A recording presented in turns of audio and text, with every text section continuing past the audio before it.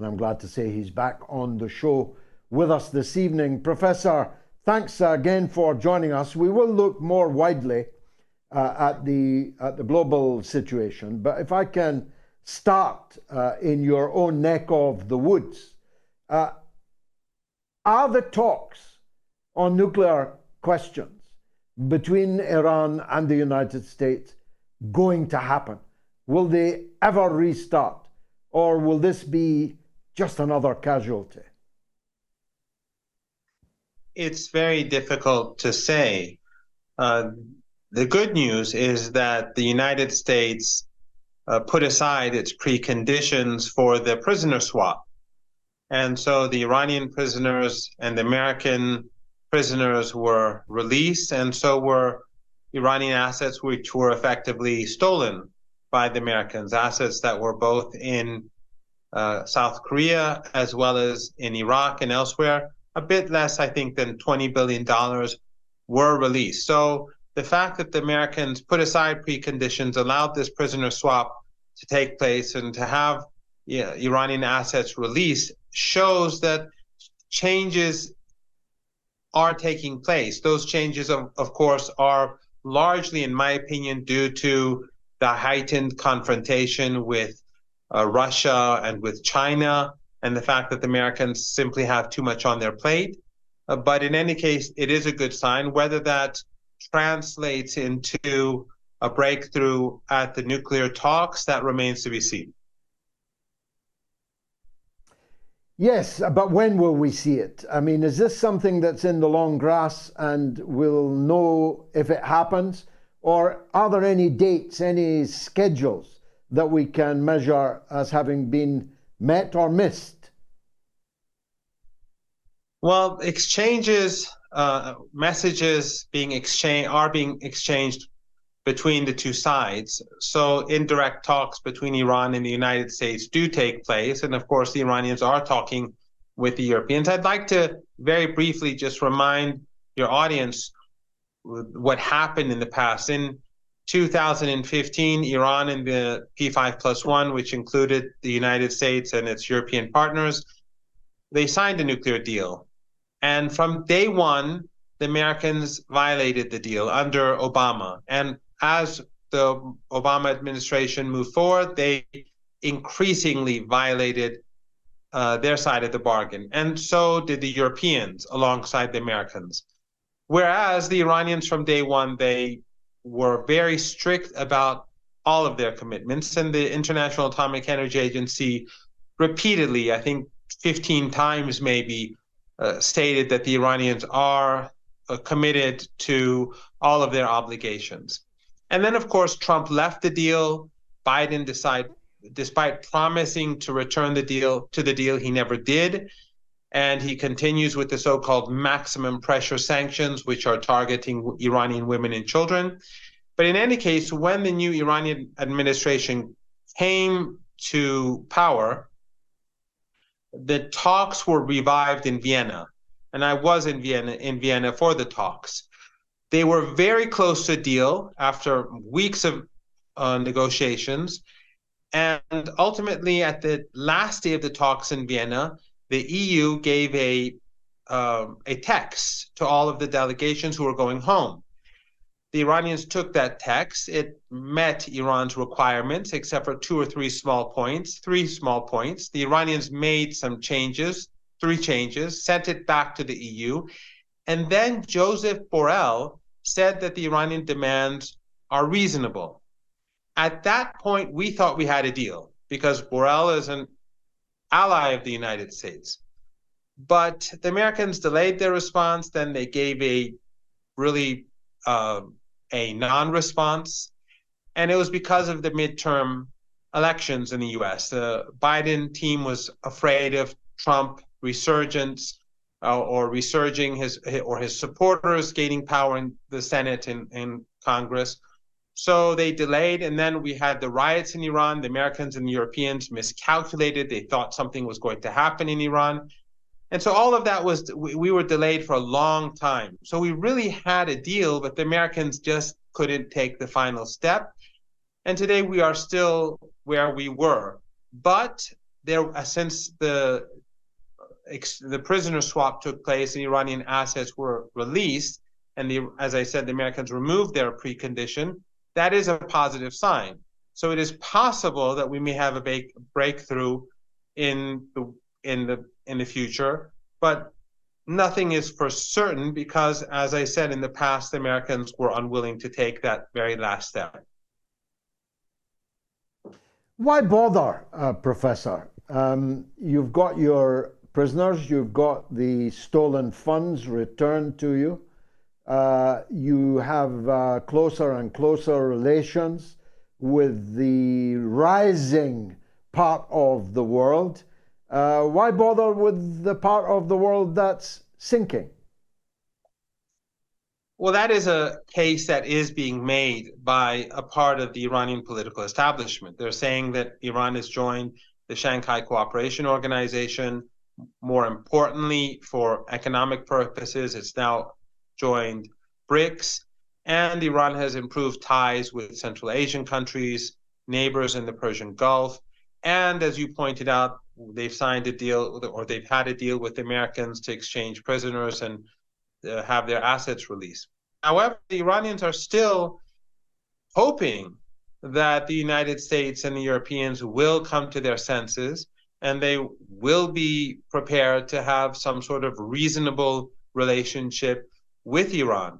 But time is not on the side of the Americans. It's not on the side of the Europeans. They have too many problems. They have problems with Russia. They have problems with China.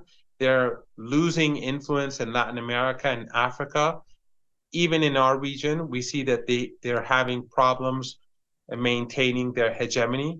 It would be smart for them to change their policy towards Iran, but it is very difficult for them to rethink their relationship with Iran or their absence of a meaningful relationship with the country. Well, you saw what happened when they gave you your money back that they had stolen from you and made this prisoner exchange. Biden was severely attacked by Republicans, by supporters of Donald Trump, amongst others, who made out that Biden had actually given you this money as a gift, ignoring that it was your money that they had stolen. I mean, you couldn't make it up, but they did. Well, George, one of the things about the United States is that once they go down a road, it's very difficult for them to go back. You know as well as I, you know better than I, then that when apartheid South Africa was in place, Nelson Mandela, when he was in prison, the United States considered him a terrorist, and the ANC, the African National Congress, as a terrorist organization. Apartheid collapsed. Mr. Mandela became President Mandela. He was still a terrorist. He retired from office. He was still a terrorist. So was the ANC. And only, I think, in 2012, years after he left power, I think around 2012, did they remove the ANC and President Mandela from the books. So that's how the United States functions. It's the arrogance of power. That's why they simply can't retreat with regards to their policy in Ukraine or with regards to Taiwan or with regards to Iran. It's very difficult. I think a large part of it has to do with the arrogance of power. It has to do with empire. It has to do with this sense of exceptionalism that prevents them from being able to take a step back and to shift gear, to change policy, and to behave in a different way because they look down at countries like Iran. It's almost impossible for them to come to respect countries like Iran. One of the difficulties they're having is with Saudi Arabia. It was a major part of the US government's plan to be able to go into the next presidential election with rapprochement between Saudi Arabia and Israel, recognition. Saudi Arabia joining the laughably called Abrahamic Accords. Sacrilege, actually. But the Saudis are refusing. The Crown Prince, MBS, whatever his other faults, is doing something of a good job in altering course, a course which they've been on since their very foundation in relation to American politics. Is that how it's seen from Tehran? It does seem that so far, Mohammed bin Salman is sort of hedging his bets, that he sees that the United States is on the decline, like many others, and therefore he wants to improve ties with Russia, with China, with Iran. And also, Mohammed bin Salman does not love the Biden team or Biden himself. So he does have a vested interest in waiting out Biden, and perhaps even by keeping the price of oil up to hurt Biden for the upcoming presidential election. Of course, there are talks going on between the United States and Saudi Arabia about some sort of deal, especially with regards to Israel, the Israeli regime. We don't know where that's going, but without a doubt, we have seen a change in the behavior of Saudi Arabia towards the United States, regardless of whether there's going to be some sort of deal with the Israeli regime or not, because there's a lot of talk, but we don't see it happening yet. But there is a change, and I think we've seen it happen in Africa and Niger, and the changes that are taking place there in the Persian Gulf region. Other countries are also rethinking their ties. Latin America, it's the whole global South, or the non-Western world, is definitely becoming more cautious about their relationship with the United States, their future with the United States. They feel that the United States cannot, for some of their client regimes, they feel they can't be protected, and for other countries, they want to have better relations with others because they see change taking place. That's very clear in our part of the world. If we regard a position of no war, no peace as the midpoint, how would you calibrate the state of relations between Iran and Saudi Arabia today? Better than that, I suspect, better than no war, no peace, but how much better? Yes, it is important. It is very important. The Persian Gulf is a very sensitive region. It's perhaps in some ways the most sensitive region in the world, because if there's insecurity here, the whole global economy would collapse. Saudi Arabia has traditionally been supporting extremist groups like Wahhabi groups. They supported the extremism that we saw rise in Afghanistan in the 1980s and the 1990s, Al-Qaeda or Al-Qaeda, and it grew in Syria and in Libya, Qatar, Saudi Arabia, other countries in the Persian Gulf, and of course Turkey had a huge role to play in the rise of these extremist groups in Syria. And of course, they still exist in northern Syria because the Turks continue to support Al-Qaeda and among others. So Saudi Arabia has done a lot to support these groups, and they've caused huge problems for the whole region.